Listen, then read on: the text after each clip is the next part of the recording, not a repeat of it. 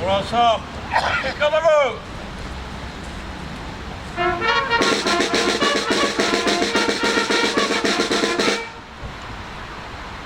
Attention pour les couleurs. Oui, emmenez.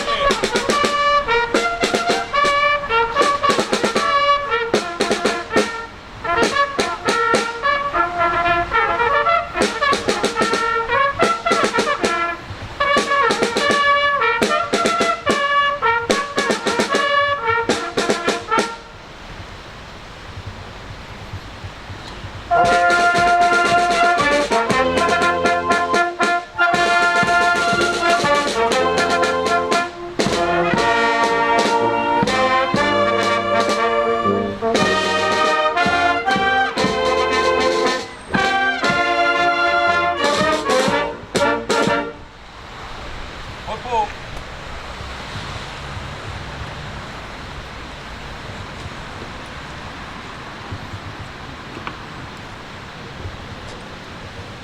Gardez-vous.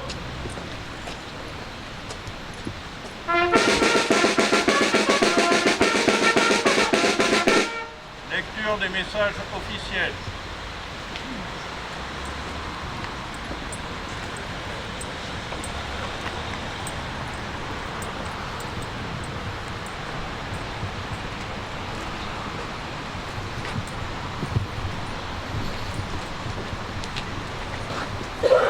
Le 11 novembre dernier, la France commémorait avec ferveur le centenaire de l'armistice de 1918 qui avait mis fin à la Première Guerre mondiale, un conflit qui avait duré 4 années. En effet, il y a 105 ans, le 1er août 1914, les troupes allemandes envahissaient la Belgique, le nord de l'est de la France, menaçant Paris. Dès le début de septembre, la réaction des généraux Joffre et Gallieni et l'extraordinaire redressement des combattants français permirent de stopper l'offensive allemande. Par une bataille victorieuse s'étendant de l'Ourcq aux Vosges en passant par Verdun, ce fut le miracle de la Marne. Ces premiers mois de combat étaient les prémices d'une tragédie qui sera marquée des sacrifices consentis par toute une génération de soldats de métropoles, d'Afrique, d'outre-mer et des pays alliés.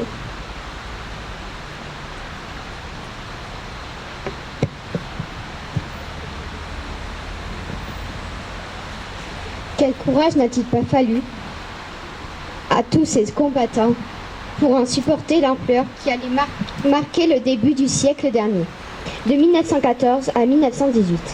Aujourd'hui, il est de notre devoir de continuer à leur rendre un fervent hommage et à perpétuer leurs souvenirs. En ce jour de recueillement, nous ne pouvons pas oublier le courage et l'abnégation de tous ces aînés tombés au champ d'honneur, qui se sont battus pour un idéal de paix, de liberté et de fraternité. Ils ont versé leur sang pour la France, une France qui sortira terriblement meurtrie de cette guerre. 1 400 000 morts, 740 000 invalides, 3 millions de blessés, des centaines de milliers de veuves et d'orphelins. En ce jour de commémoration, l'Union française des associations de combattants et de victimes de guerre en appelle à la conscience et à la mémoire de chacun, afin que l'acceptation du sacrifice suprême et l'espérance qui habitait toutes ces victimes inspirent nos actions en faveur de la paix, de la solidarité, de la fraternité. Vive la République, vive la France.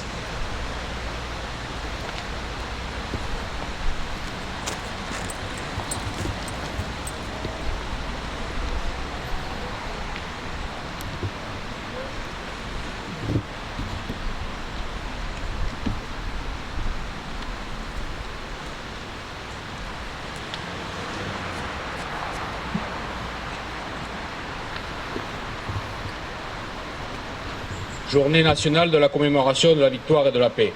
Hommage à tous les morts pour la France. Message de Geneviève Darrieussecq, secrétaire d'État auprès de la ministre des Armées. C'était il y a un siècle. Un an après la fin des combats de la Grande Guerre, le 11 novembre 1919, fut le premier de la paix retrouvée.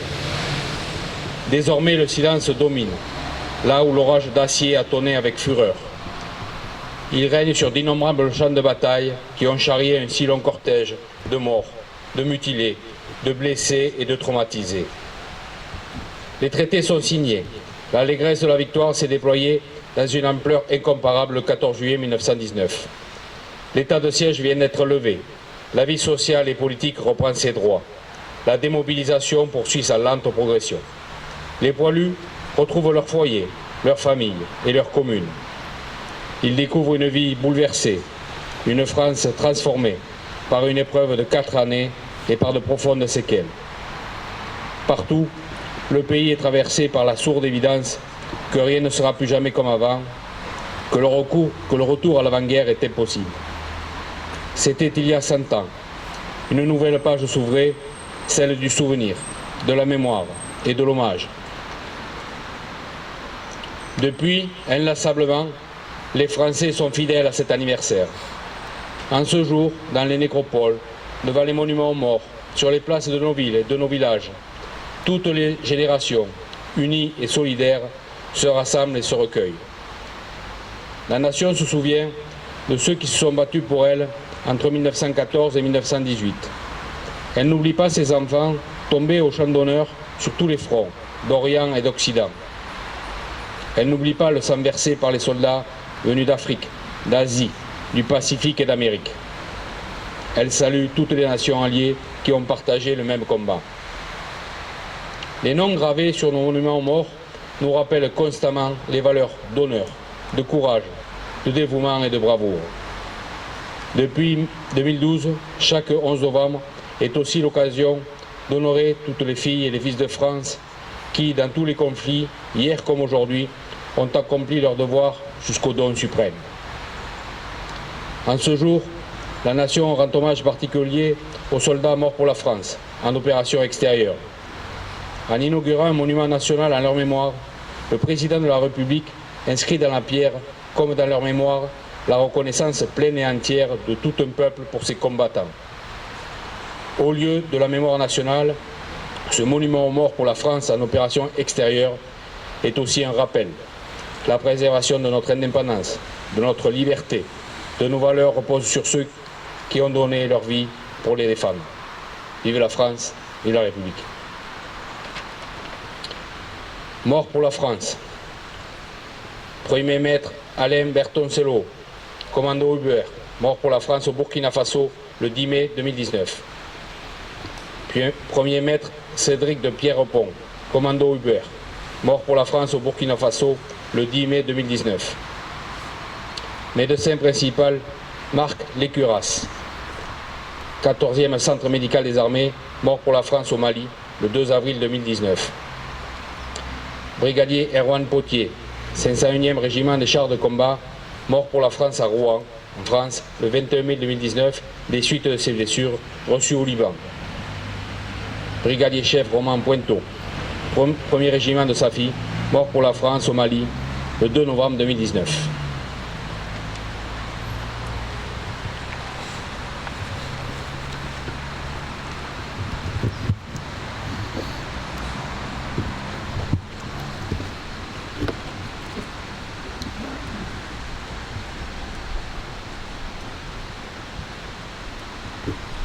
Dépôt de gerbe, la municipalité.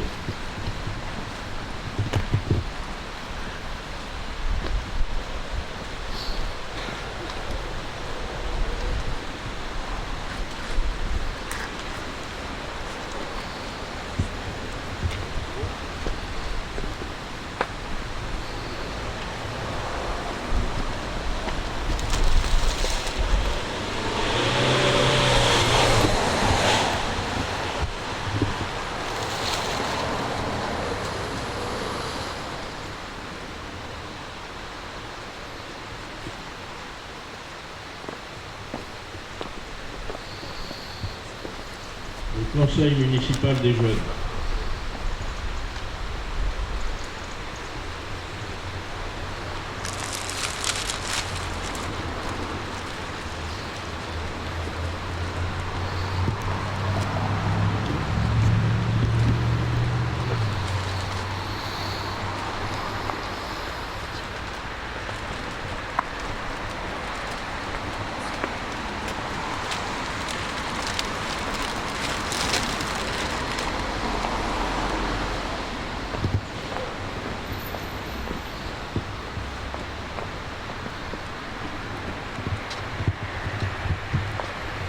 l'école Saint-Joseph.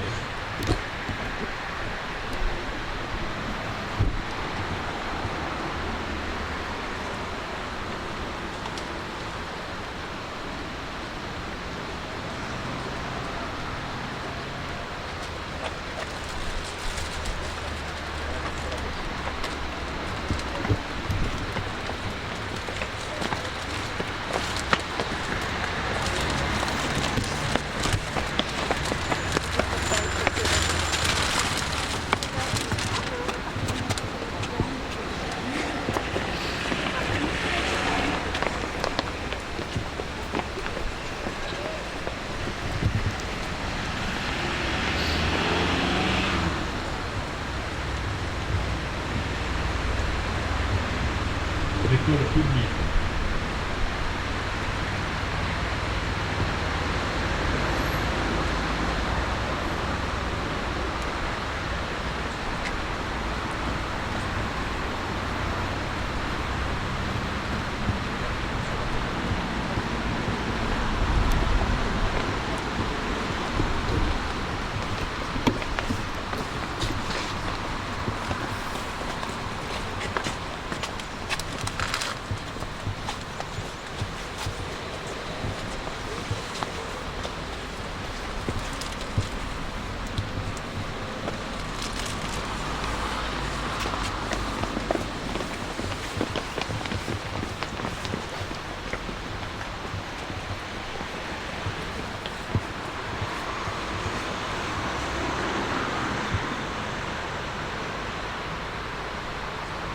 Lycée Gaston Franck.